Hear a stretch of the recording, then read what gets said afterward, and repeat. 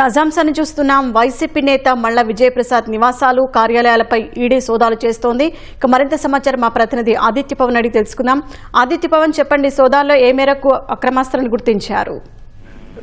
Shaheen enforcement directorate చెందినటువంటి బీహార్ మరియు ఒరిస్సా చెందినటువంటి బృందాలు విశాఖపట్నంలో సోదాలు నిర్వహిస్తున్నాయి. విశాఖపట్నం సీతమ్మదారిలో ఉన్నటువంటి మాజీ శాసనసభ్యుడు, ప్రస్తుతం వైసీపీ పశ్చిమ నియోజకవర్గ సమన్వయకర్తగా ఉన్నటువంటి మల్ల విజయ్ ప్రసాద్ ఇంటి వద్ద సోదాలు నిర్వహిస్తున్నారు. గతంలో కూడా ఒరిస్సాలో స్థిరాస్తి సంబంధించినటువంటి అనేక అంశాల మీద ఈడీ కేసు నమోదు చేసింది. ఇదే తరహాలో బీహార్ లో కూడా ఈ తరహా సంబంధించినటువంటి అవకతవకలు జరగడం అంశం మీద ఈడీ ప్రస్తుతం ఈ కేసు విచారణ చేస్తోంది. వెల్ఫేర్ గ్రూప్ ఆఫ్ కంపెనీస్ కి చైర్మన్ గా మల్ల విజయ్ ప్రసాద్ ఉన్నారు.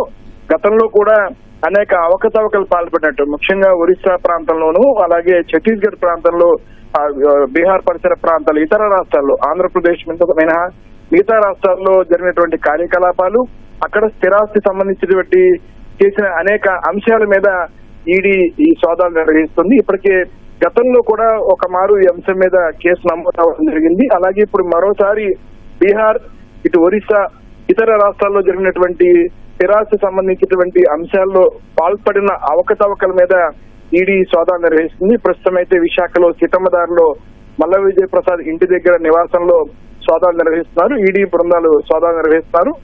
వారికి భద్రతా పరంగా కూడా, స్థానికంగా భద్రతా పరంగా కూడా టీఆర్పీఎస్ చెందినటువంటి భద్రతలు కూడా కల్పిస్తున్నారు. ప్రస్తుతం అయితే ఈడీ ఉన్నతాధికారులు సోదాలు కొనసాగిస్తున్నారు. సాహి, ధన్యవాదాలు ఆదిత్య పవన్.